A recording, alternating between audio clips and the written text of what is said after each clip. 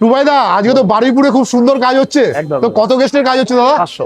তার আগে বলে দাও যে টোটাল প্ল্যাটারটার দাম কত? বলবো না, আগে মেনু দেখুন, তারপর প্লেটের কথা হবে। চপস্টিক মানে সস্তা। হ্যাঁ, স্টার্টারে প্রথমে ছিল মকটেল, একটু গলা ভেজিয়ে নেই।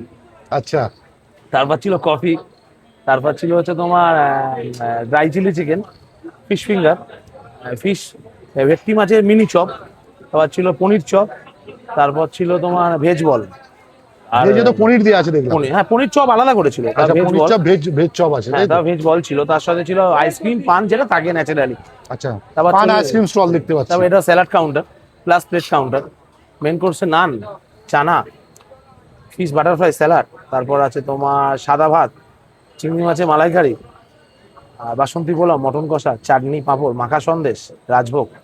আর ভেজ কাউন্টারটা ওদিকে আছে। ভেজ কাউন্টারে চলে আসি। ভেজ কাউন্টার আছে মশালা কুলচা, পনির কিমা চানা, পনির পাসিন্দা, স্টিম রাইস, বাসন্তী পোলাও, আর এই হচ্ছে শাহি পনির।